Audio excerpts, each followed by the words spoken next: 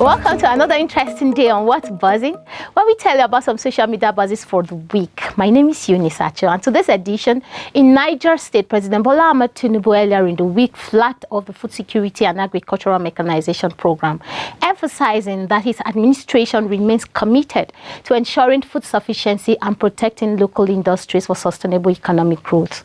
Speaking at the inaugural ceremony, the presidency declared that Nigeria must enhance its capacity to feed its people and have enough for export. He also urged state governors to implement wage awards as an immediate intervention measure to support the federal government's efforts and urged citizens to stop blaming governments of the past or present, but to do their best in re-engineering the finances of the future. The governor of Niger State, Umar Bago, who introduced the agricultural machinery for the large-scale agro-value chain development in the state, met with some children who he asked to choose between being a farmer or a governor. You know, this part of the story caught a lot of reaction on social media. Richie's comment said, imagine comparing being a farmer to governor. He should first resign as a governor to become a farmer. Then the children might consider becoming farmers. And the light laughed out loud and said the governor is asking students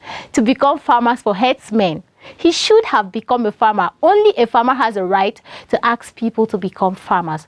Schools in Niger's comment commending Governor Bago said, I love this governor's zeal and determination to revolutionize the agricultural sector in Niger State. And Tunde Akoni's comment to this reads, this isn't what is next for us as a nation. Nigeria president, do more tackling the insecurities of the land. How would this be used when the land is in hands of insurgency? Farmers are killed anyhow and no perpetrator has been brought to book. And now moving forward, Senate President Godswill Akpabio at the combined funeral service for the late group CEO of Access Bank, Herbert Wigwe, his wife Doreen Wigwe, and their son Chizi Wigwe, took to the stage to offer his condolences and used the opportunity to throw a political jab at the Rivers State Governor Fubara. The Rivers State Governor during the funeral service had said that there is no need for all the political struggle in life while eulogizing the late CEO, saying that Herbert Wigwe couldn't control death with all his financial power. Godswill Akpabio, in response, said that if there is nothing in the struggle for politics, Fubara should remove himself from the struggle. And that generated a lot of reactions on the social media space. Are you here to mourn the death or are you here to politicize the funeral? Well, our first comment is from Peter's side, who said, for the record, I was among those who found the Senate President's comment at the Wigwe family funeral in PH to be in poor taste. He began by lamenting that Peter Obi received greater applause than he, and later told us to join him in consoling the widow who was lying in one of the three caskets in front of him. Jokes, political jabs at a solemn combined funeral, methinks that was self-centered and totally insensitive. Stepper's comment to this was supposed to be a time of reflection. Nothing was learned. Cassandra's comment said, it seems like Akpabio has refused to believe that vanity upon vanity, all is still vanity. When that calls, the billions of naira and dollars you have saved up cannot save you. All is vanity. And the next reaction to this said, death does not stop anyone from being ambitious and struggle to be counted. Fubara always sensationalizes issues. He should have referred to humanity and the vanity of life as a whole, not any political class alone. Akpabio's response was epic because Fubara never saw it coming. More reactions from this user said, seemed past a reasonable message in a political way. What he said wasn't needed there. Don't get it twisted. That was why the Senate President gave him the best reply. Sim is always trying to play the victim card.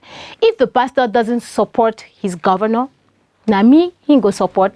This comment captured everybody in that story. And just when you thought you have heard or seen it all, there is more for you. Now, reactions have trailed the demand of 40 trillion naira by terrorists who kidnapped 16 residents in the Gonin Gora area of Kaduna State.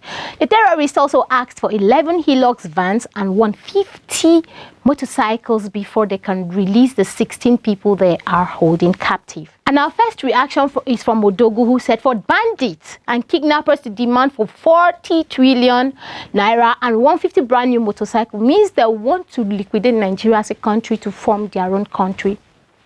Where can such amount of money come from? Even our budget is 27.5 trillion. Oh, wow. And Eric Connect's comment to this reads, bandits having the temerity to demand 40 trillion naira, 11 Hilux vans and 150 motorcycles to release their kidnapped victims in Kaduna.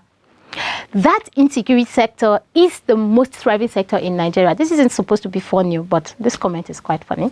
Emmanuel Zaka's comment to this said, I wonder the type of courage bandits have in Nigeria to demand the sum of 40 trillion naira as ransom to release their hostages. This is outrageous and a challenge to Nigeria intelligence agencies.